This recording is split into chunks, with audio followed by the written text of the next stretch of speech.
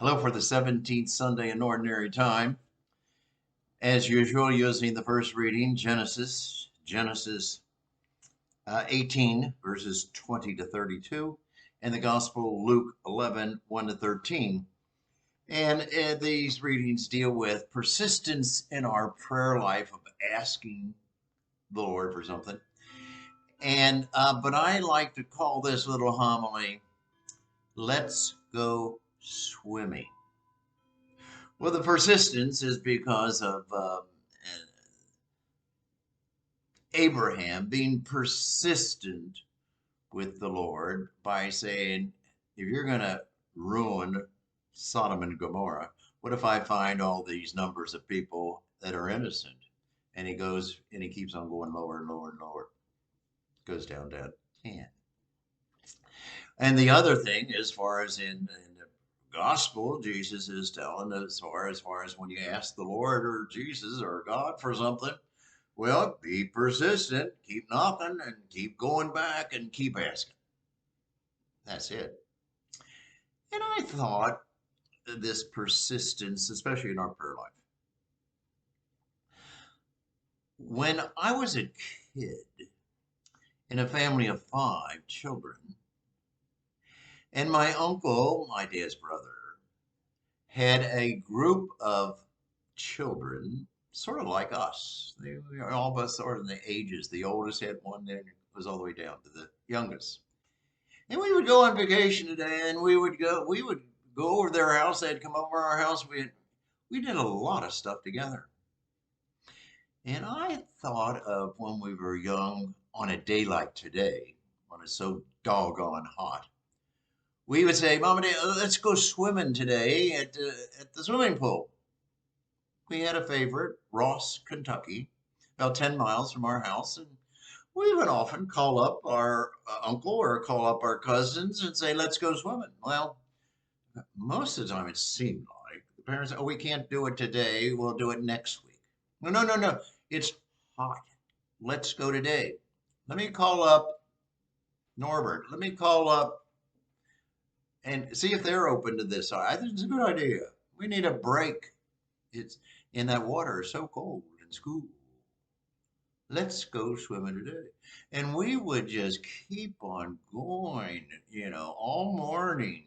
And when it got to noon, we would have a new effort. And okay, go call Uncle Norb. Go call one of the kids. And by golly, they said, yes, let's have a picnic. Let's go swimming and let's grill out at Ross, Kentucky. They had 2 swimming pools and they were filled up with artesian well water, cold, really cold water. It took a week for it to warm up to where people would sort of like it, but a lot of people liked it cold, and it was. But at any rate, we had a ball, these 2 families, with the kids with one another, and my dad, his best friend was my Uncle Norm, you know, and so we did a lot of stuff together. We had an awful lot of fun, and we persisted in let's go swimming, and we talked them into it. Well, I find that is sort of exactly what is happening in these scriptures. Abraham is bartering with God. God's going to say, I'm going to destroy Sodom and Gomorrah. And Abraham said, oh, what if I find 50 innocent people? You're going to destroy them too? No, no, no. Then he goes back, well, what if I find 45? Well, no, no. How about 40? How about 30? How about 20? How about be patient with me, God? Be patient with me. What if I find 10? And the Lord tells Abraham, I will not destroy this enemy if you find 10 good, innocent people. Abraham was persistent, at least in his prayer life, in asking for something. Well, I think Jesus was very much the same. But I think he's speaking from his viewpoint when you ask me, or he's speaking from the Heavenly Father's viewpoint when you ask him for something, for the Spirit.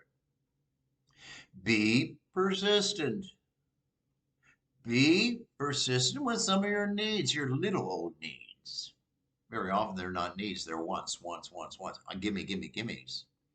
But we do the same thing in our prayer life. And Jesus doesn't seem to mind. He says, keep on doing it. Be persistent. Keep knocking. Keep asking. The door will be open. You'll get your, yeah. And that's pretty doggone good.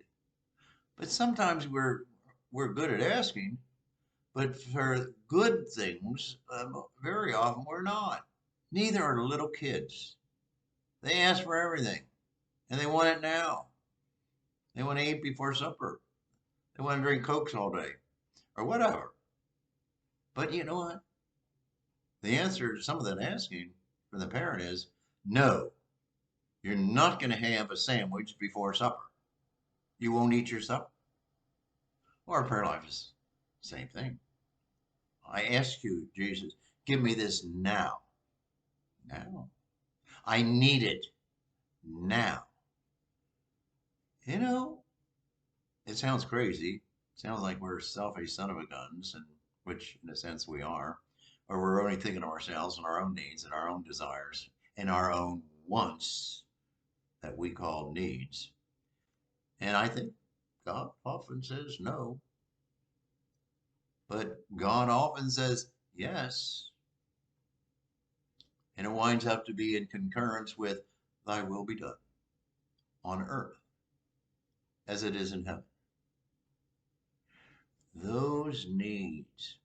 Here's the key, I think, in these things, these petitions or these askings of Abraham or of the neighbor who was in need because he had visitors and needed bread late in the day or before midnight, and he bangs on the door. When we're asking, we're praying.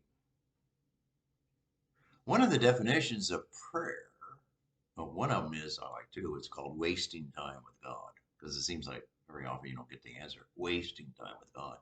I think a better one is the more traditional classic. Prayer is raising your mind and heart to God. And when you're asking for all these crazy little things, when you're asking to try to run the world and tell God how to run the world and say what you need to do is this, we start to tell God what to do or what we need or what that other person has to get. And we just keep on doing that. The Lord must be very patient because we do it a lot. But Jesus said, keep doing it. Be like that little kid. Be like our two families that want to go swimming. And we keep on bugging them. It's hot today. We can all have a good time. We can have a cookout and go swimming. Let's go swimming. And often they did. And often God answers our prayers. Or Jesus answers my prayer. Be persistent. Because when you're persistent, you're raising your mind and heart to God. You're praying.